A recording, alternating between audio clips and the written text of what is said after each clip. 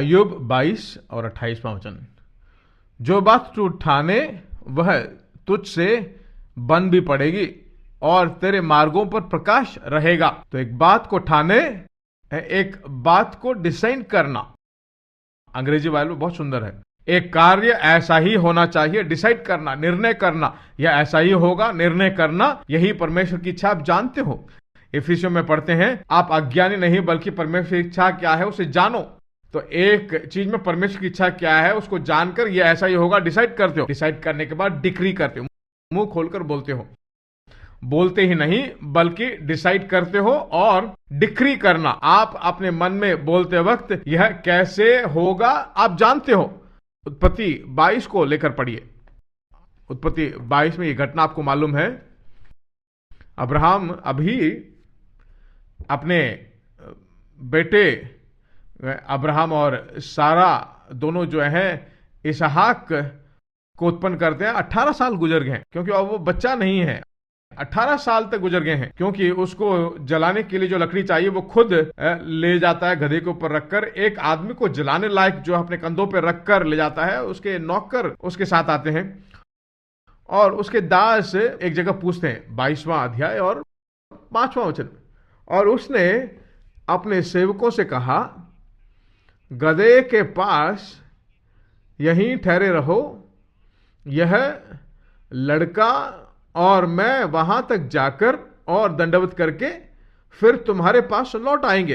देखिए कैसी बातें कर रहा है वो। परमेश्वर ने कहा है कि तू अपने लड़के को मोरिया पर्वत में ले जाकर बलि चढ़ा। परमेश्वर जो है नर बलि नहीं मांग रहा है, वह सच्चाई को सिखाना चाहता है। क्या अब भी ये वचन में बिल्कुल दृढ़ है? एक टेस्ट है, टेम्पटेशन नहीं है, टेस्ट है ये। बेटे का गर्दन काटकर लकड़ी वेदी पर रखकर जलाना है, बलि चढ़ाना है उसको, और ऊपर ले जाता है। बेटा पूछता है, हे पिता, लकड़ी है, आग भी है, बलि कहां है? तो परमेश्वर देख लेगा। उतना हिम्मत उसमें। उसने नहीं कहा कि मैं जाकर अकेला मैं आऊंगा, वो कहता कि हम लौट कर आएंगे।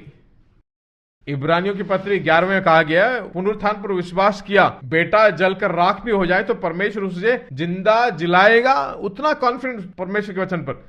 इसके द्वारा तेरी संतति उत्पन्न होगी, कह दिया। ये मरेगा तो कैसे आएगा है? जलाने पे कैसे ये राख हो जाएगा, वापिस जी उठेगा। वो कॉन्फिडेंस, वो वचन उसके अंदर था, इसलिए मुंह खोलकर बोलता है। वही एक मनुष्य का विश्वास है। विश्वास करने वाला मनुष्य बोलेगा, मैंने विश्वास किया है इसलिए मैं बोलूंगा। अगर आप बोलोगे तो परमेश्वर आपके वचन का आदर करेगा। जो आप बोलोगे वैसा का वैसा उसका आदर करेगा।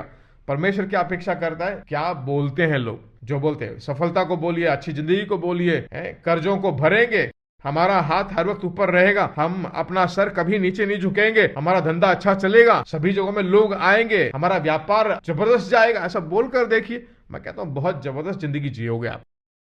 इसलिए देखिए वही वचन का काम है। वचन में उतना सामर्थ है। हम अपने शब्दों को जो है लूजली छोड़ देते हैं, अनाप शनाप बोलते हैं। मैं कहता हूं अच्छा बोलिए, भलाई में रहेंगे, उत्तम रूप से रहेंगे।